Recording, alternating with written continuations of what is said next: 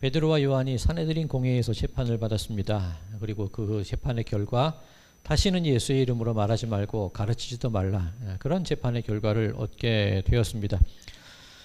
베드로와 요한은 그 즉시로 당신의 말을 듣는 게 옳겠습니까? 하나님 말씀 듣는 게 옳겠습니까? 그렇게 대답하기는 했지만 현실적인 문제는 남아 있습니다. 어쨌든 계속 복음은 증거할 터인데 여전히 산헤드린 공회, 유대인 지도자들과 많은 이들이 우리를 향한 핍박, 우리를 향한 박해, 그리고 복음 증거를 방해하는 일들이 계속해서 일어날 것이겠죠. 현실은 변하지 않고 여전히 남아 있다는 겁니다.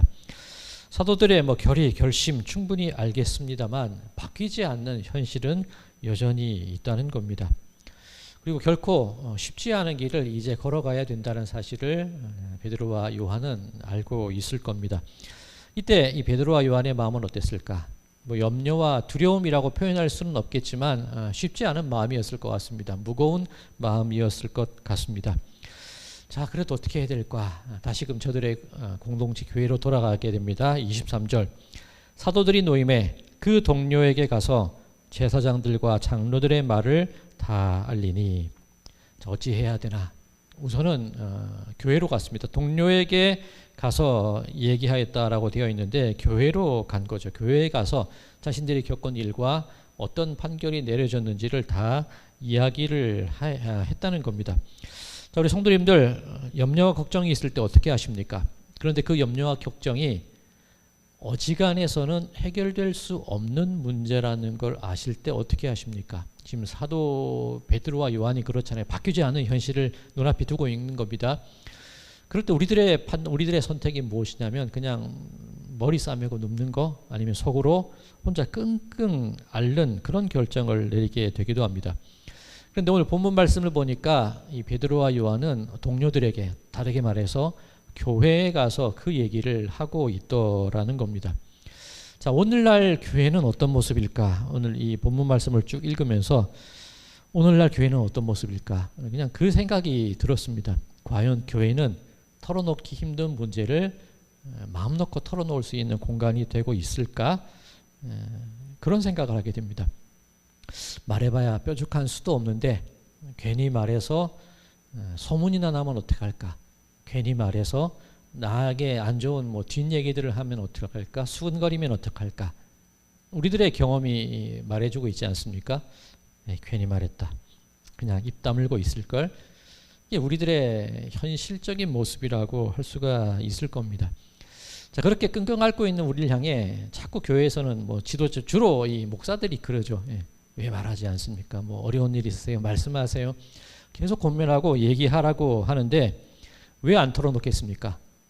말하라고 하는 당신 때문에 안 털어놓는 거예요. 그죠? 달리 말하면 저 때문에 안 털어놓는 겁니다. 자, 그렇다면 과연 그런 생각을 해봐요. 다른 이들의 염려와 걱정까지도 품을 수 있는 그런 존재가 날까?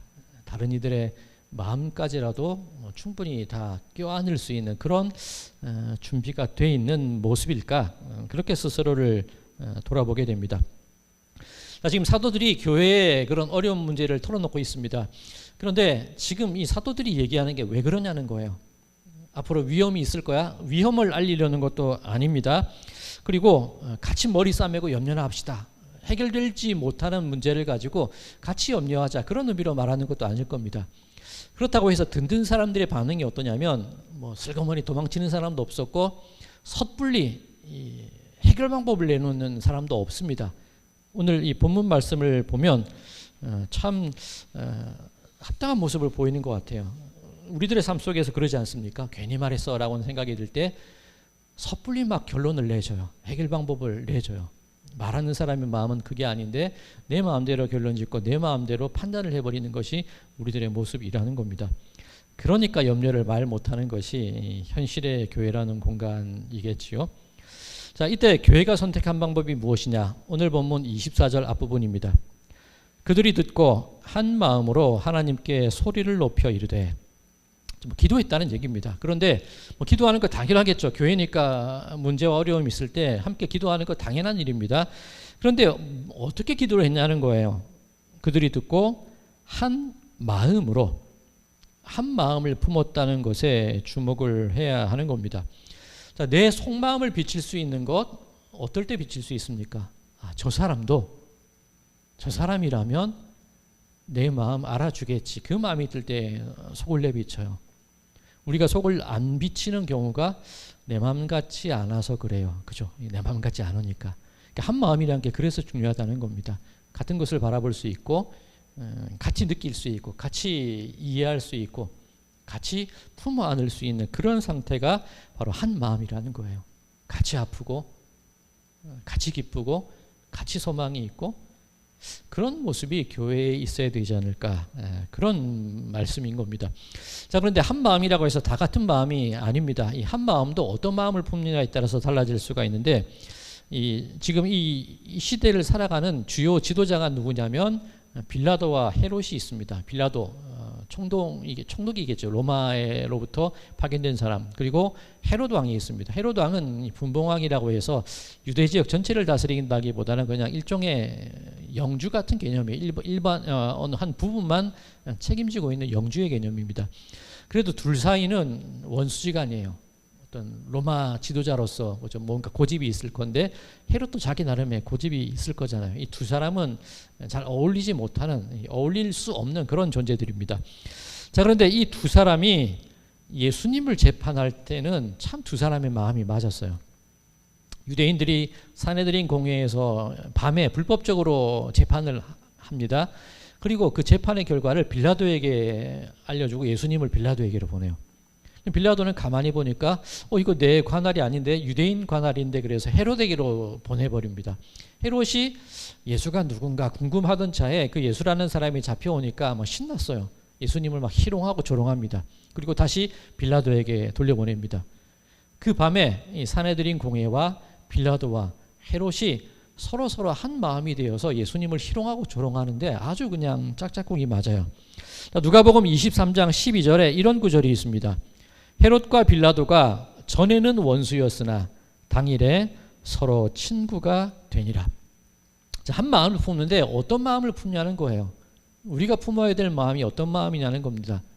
한 마음으로 내 마음 같지 않아. 그게 아니라 저 사람이라면, 저분이라면, 이 교회라면 얘기할 수 있지 않을까? 그런 한 마음이 있고 또 다른 한 마음은 함께 배척하고 함께 무시하고 함께 못 들은 척하는 그런 한 마음도 있다는 거예요.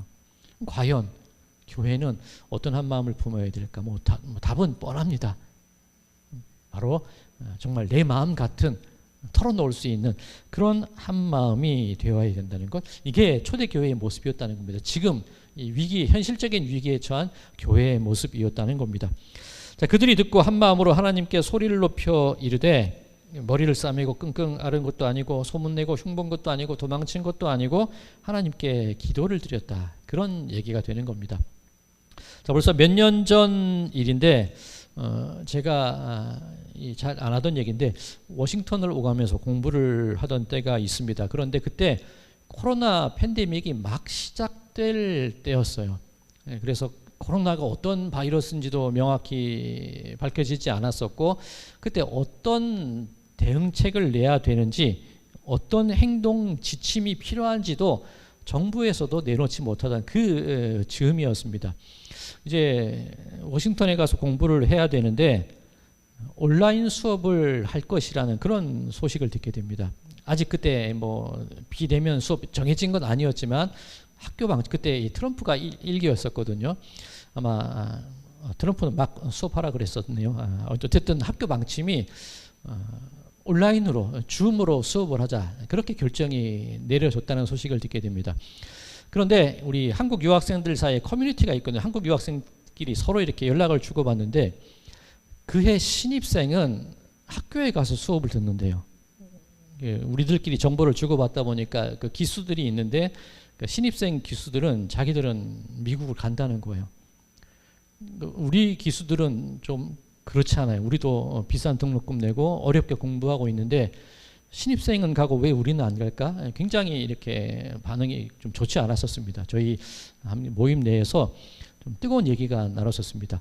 그래 온라인 수업해야 되지 않겠어 그런 소수 의견도 있었는데 대부분은 왜 우리는 못 가는 거야? 굉장히 이렇게 화를 냈던 그런 기억이 있습니다. 근데 제가 저희 기수 반장이어서 하는 수 없이 저희 기수들의 의견을 모아서 이렇게 학교 측에 전달을 해야 됐는데, 큰 의견 몇 가지가 뭐냐면, 첫 번째가 왜 우리 의견은 물어보지 않고 우리만 비대면 수업을 하기로 결정했습니까? 학교의 독단적인 결정 아닙니까? 첫 번째, 비대면 하는 거 좋습니다만 그럼 왜 신입생과 다른 기준을 우리에게 적용을 합니까? 두 번째, 크게 그런 내용들을 제가 이렇게 글을 길게 정리를 해서 게시판에 이렇게 올렸습니다.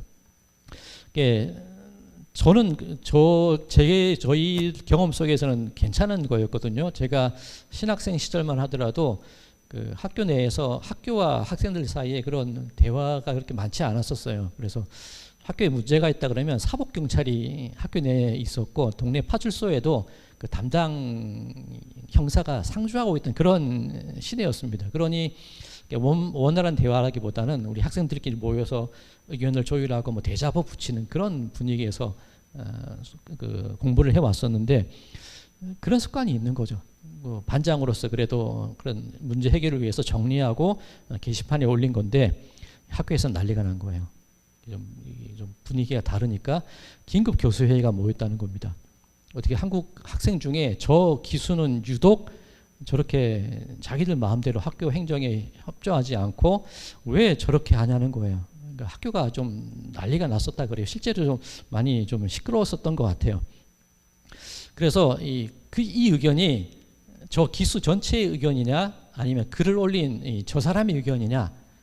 저 사람의 의견이면 저 사람만 징계받으면 되고, 전체 의견이면 심각해진다. 그런 교수회의가 막 결정되던 때입니다. 안 그래도 시차도 다른데 제가 그것 때문에 거의 일주일 정도 낮밤이 바뀌어서 막 이 워싱턴이랑 전화했던 그런 기억이 있습니다. 자, 그런데 그때 이 부총장님이, 이 총장님은 그 미국 교수님이신데 부총장님은 우리 한국 유학생과의 원활한 관계를 위해서 한국 목사님이 맡으셨거든요.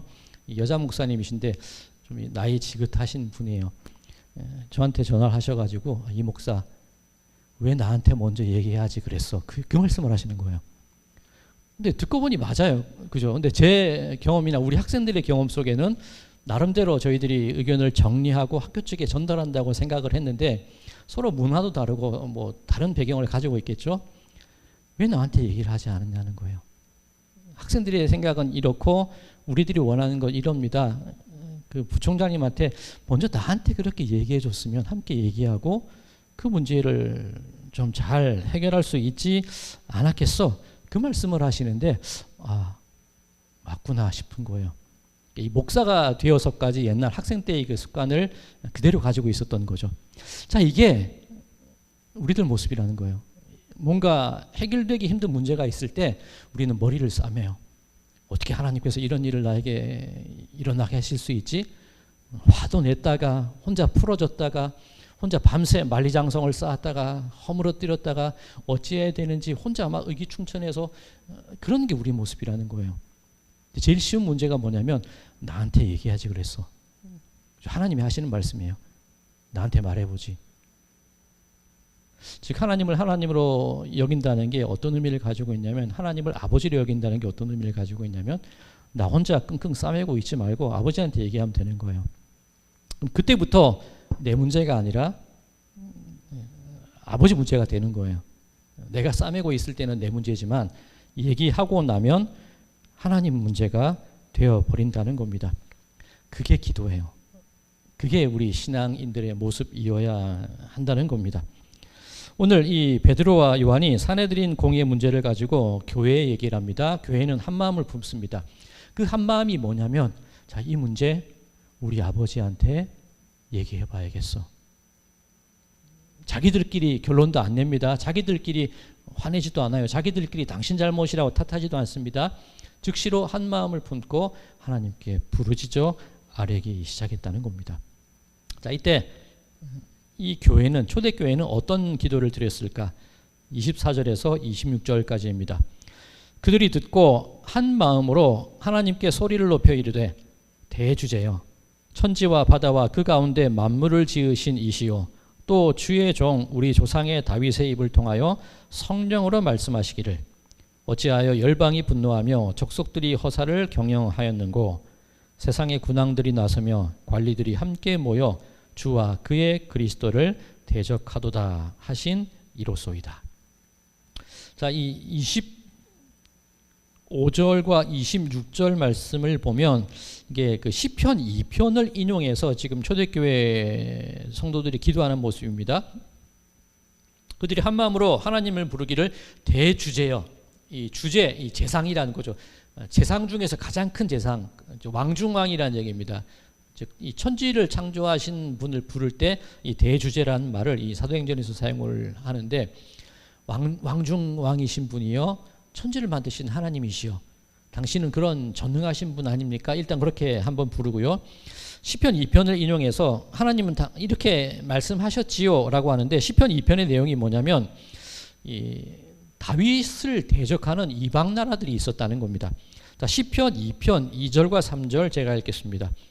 세상의 군왕들이 나서며 관원들이 서로 꾀하여 여호와와 그의 기름 부음 받은 자를 대적하며 우리가 그들의 맨 것을 끊고 그들의 결박을 벗어버리자 하는도다. 하나님께서 기름 부어서 왕을 세우셨습니다. 그러면 그 왕에게 순종을 해야 되는데 여러 대적들이 함께 연합해서 그 왕을 말을 안 듣는다는 거예요. 그 왕의 통치에서 벗어나려고 애쓴다는 겁니다. 그 왕을 겁박하고 그 왕께 대들고 있다는 겁니다. 이 시편 2편 앞부분의 모습입니다. 자, 이 모습 하나님께서 이것을 오래전에 다윗을 통하여 우리에게 말씀하지 않으셨습니까?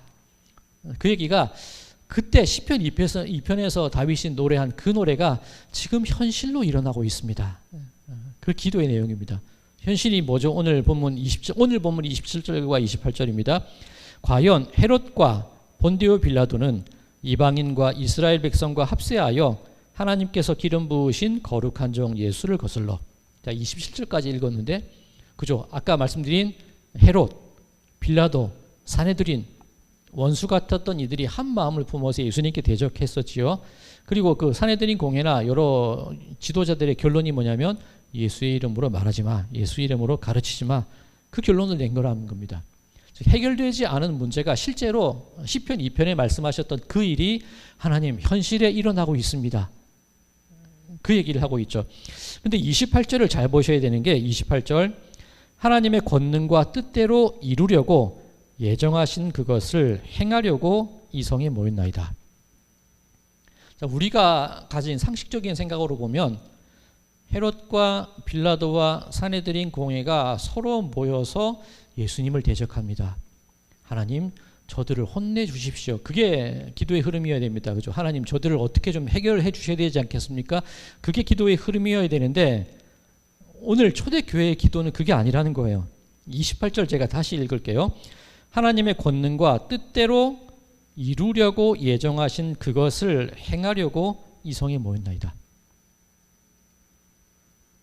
앞서 베드로 오순절 설교와 솔로몬 행각에서의 설교와 사내들인 공회에서 대답했던 베드로 말의 공통점, 우리 지난주에도 한번 말씀을 드렸는데 당신들이 예수를 죽였잖아요. 그런데 하나님께서 예정하신 대로 예수님을 살리셨습니다. 그게 베드로 설교의 주요 내용이었죠.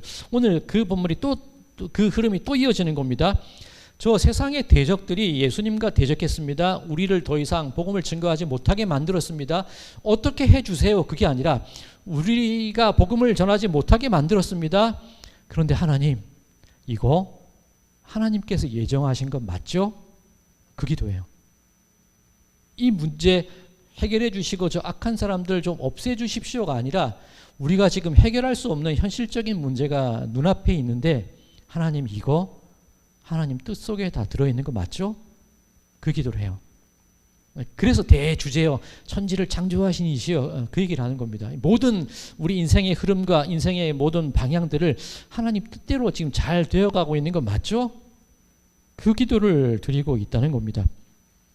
이거 대단한 기도가 아닐 수가 없는 겁니다. 자, 29절입니다. 주여, 이제도 그들의 위협함을 굽어보시옵고 또 종들로 하여금 담대히 하나님의 말씀을 전하게 하여 주시오며. 우리의 보통의 기도의 습관과 기도의 흐름이라면 하나님, 해결될 수 없는, 해결되지 않은 현실의 문제가 있습니다. 이거 좀 어떻게 좀 해결해 주셔야 되는 거 아닙니까? 제가 못 살겠습니다. 이게 우리의 기도의 흐름인데 오늘 본문에 나와 있는 초대교회의 기도의 흐름은 전혀 아니라는 거예요. 현실적으로 해결하지 못할 문제가 있습니다. 하나님, 이거 하나님 뜻대로 되신 거 맞죠? 그러니 우리들 이대로 눈앞에 해결되지 않는 벽이 놓여 있지만 우리 담대하게 하던 일 계속 해나갈 수 있게 우리에게 용기를 주십시오. 이게 초대교회의 기도라는 거예요. 자, 현실이 어려워서 우리 이거 못해요 하나님, 너무나 힘들어서 해결해 주시지 않으면 할 수 없습니다. 그 기도가 아니라 어려워도 불가능해도 힘들어도 어떻게든 해나갈 테니 하나님, 우리로 하여금 지치지 않고 쓰러지지 않고 두려워하지 않고 무서워하지 않도록 담대함을 우리들에게 허락하여 주십시오. 자, 이어지는 30절입니다. 손을 내밀어 병을 낫게 하시옵고 표적과 기사가 거룩한 종 예수의 이름으로 이루어지게 하옵소서 하더라. 좀 이 내용이 뜬금없다고 여겨지지 않습니까? 이 해결되지 않는 문제가 있는데 갑자기 손을 내밀어 병을 낫게 하시옵고, 우리가 이것을 이해할 때 어떻게 이해하냐면, 그죠? 이 어려운 문제가 있고 교회에 부흥이 있어야 되는데 우리가 나쁜 사람들을 만나면 병을 고치고 귀신을 내어쫓고 그런 놀라운 기적과 이사들이 일어남을 통해서 이 교회가 계속해서 유지될 수 있도록 해주십시오. 그렇게 이해를 하기 쉬운데 전혀 그런 의미가 아닙니다. 이 오늘 본문 30절에 있는데 헬라어 원어에는 있는데 오늘 이 개역 개정에는 본문에는 해석되지 않은 단어가 하나 있어요. 이 수라는 단어인데 수소이스의 이 2인칭 대명사 이격이에요. 무슨 뜻이냐면 당신의라는 헬라어 원문이 우리 성경에는 번역이 안 되어 있어요. 원문 그대로 제가 다시 읽겠습니다. 30절, 당신의 손을 내밀어 병을 낫게 하시옵고 표적과 기사가 거룩한 종 예수의 이름으로 이루어지게 하옵소서. 우리가 사도가 그리스도인이 손을 얹어 담대히 믿습니다 기도할 테니 낫게 해주십시오 이게 아니라, 하나님 우리 너무 어렵습니다, 현실은 해결되지 않습니다, 그 일로 우리들은 박해를 당하고 고난을 당하고 어려움을 당할 겁니다. 그럴 때 하나님 당신께서 손을 내밀어서 우리의 모든 아픔과 연약함을 치료하여 주시옵소서, 그 기도를 하고 있는 거예요. 그 길을 걸어갈 때, 인생의 어려움을 닥쳤을 때, 해결되지 않는 현실의 문제가 있을 때 우리 담대한 마음을 가지고 그대로 나아가겠습니다. 하나님, 그 길을 걸어갈 때 우리는 상처를 입고 넘어지기도 하고 쓰러지기도 할 건데 하나님 당신의 손으로 우리를 지탱해 주시고 고쳐주시고 낫게 하시고 그 기적과 표적, 그 수많은 이적들을 예수 그리스도의 이름으로 드러나게 하여 주시사 우리로 두려움 없이 이 길을 계속 걸어갈 수 있도록 하나님 도와주시옵소서. 그 기도를 드리고 있다는 겁니다. 현실은 바뀌지 않습니다. 여전히 두려워요. 여전히 어렵습니다. 여전히 우는 사자와 같이 달려드는 대적이 있고 날마다 우리의 연약함을 경험하면서 살아갑니다. 우리의 현실입니다. 그런데 우리가 지닐 마음이 뭐냐면, 하나님 그 손길로 나를 붙잡으셔서 내가 이 길을, 어두운 길을, 어려운 길을, 험악한 길을 그래도 걸어 나갈 수 있도록 하나님 저희 좀 도와주십시오. 나로 하여금 용기와 믿음 잃지 않게 해주십시오. 나를 좀 붙잡아 주십시오. 그 기도가 초대교회 성도들이 한 마음으로 드렸던 기도라는 겁니다. 자, 그 결과 31절, 빌기를 다음에 모인 곳이 진동하더니 무리가 다 성령이 충만하여 담대히 하나님의 말씀을 전하니라. 빌기를 다음에 모인 곳이 진동하였다. 그렇게 되어 있습니다. 이 진동, 성경에서 말하는 진동이라는 것 하나님의 임재를 상징합니다. 시내산에서 하나님이 임재하실 때 진동했죠. 그리고 많은 시편의 노래들과 이 선지자들의 글을 보면 하나님이 임재하시거나 하나님이 전쟁에 임하실 때 땅이 진동해요. 그 진동이라는 게 하나님이 우리와 함께 하신다는 것을 의미하는 겁니다. 자, 그런데 진동하였다. 하나님의 임재의 상징이 뭐냐면 우리 눈앞에 어려운 현실과 깨뜨릴 수 없을 것 같은 벽이 놓여 있는데 하나님 그 손길로 우리에게 용기를 주십시오 기도했잖아요. 그 결과 하나님께서 내 삶을 흔드는 거예요. 내 인생을 흔드는 겁니다. 이게 잘 이해하셔야 되는 게 어떤 위기에 처한 걸 가지고 우리가 흔들리는 터전이라고 얘기하잖아요. 그 흔들림이 아니라 내가 가만히 있을 수 없는 거예요. 내가 하나님이 나를 붙잡으시고 하나님의 손길이 내 모든 병든 것을 치유하시고 예수 그리스도의 이름이 나로 하여금 이적과 표적을 등에 업고 이 길을 나갈 수 있게끔 해주신다는 그 확신이 나에게 드는 거예요. 내 마음이 떨리는 거예요. 그럼 나는 어쩔 수 없는 거예요. 어쩌지 못하는 거예요. 견디지 못하는 거예요. 이대로 견디지 못하고 세상으로 뛰쳐나가야 돼요. 나한테 예수의 이름을 말하지 말라는 사람이 있음에도 불구하고 전할 수밖에 없어요. 얘기할 수밖에 없어요. 내가 감당한 이 기쁨과 이 감격과 이 성령의 임하심을 말하지 않고서는 참을 수 없는 상태가 바로 이 진동이라는 거예요. 그 결과가 뭡니까? 우리가 다 성령이 충만하여 담대히 하나님의 말씀을 전하니라. 오늘 말씀의 시작이 그거였죠. 전하지 마. 예수의 이름을 말하지 말고 가르치지도 말고 아무것도 하지 마. 그 이야기로 시작이 됐는데 현실은 안 바뀌었지 않습니까? 여전히 빌라도와 헤롯과 유대인들의 살기는 여전히 강해요. 현실은 똑같아요. 그런데 내가 바뀌었습니다. 내가 견디지 못하는 거예요. 내가 말씀을 전하지 않고서는 도저히 참을 수 없을 듯한 그 감격과 감동과 그 확신이 내 마음 가운데 밀려오는 거예요. 그게 담대함이라는 겁니다. 내가 용기를 내서 이 일을 해야지 그게 아니라 순서가 다릅니다. 용기 내야지 나가야지가 아니라 나가지 않고서는 견딜 수 없을 것 같은 하나님의 손길이 나를 만지는 걸 느끼는 거예요. 그렇게 뛰쳐나가서 전하는 그 상태를 나에 대한 그 상태를 해석하기를 담대함이라고밖에 표현할 수밖에 없다는 겁니다. 이게 초대 교회에서 나타난 놀라운 성령의 역사라는 겁니다. 사랑하는 성도 여러분들, 내가 붙잡고 있으면 염려와 걱정입니다. 그런데 기도하면 하나님의 문제가 돼요. 현실은 변하지 않습니다. 현실은 여전히 힘듭니다. 그런데 그 길을 걸어갈 때 내 힘이 아니라 하나님의 손길이 나를 붙잡고 계시다는 것.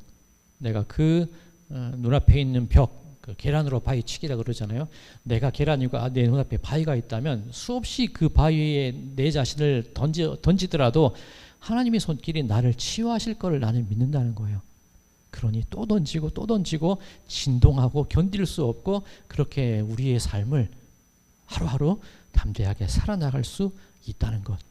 이게 오늘 이 본문이 우리에게 주시는 교훈인 줄로 믿습니다. 우리 성도님들의 삶 가운데 하나님의 손길 나를 붙잡고 계시다는 것 믿으시기 바랍니다.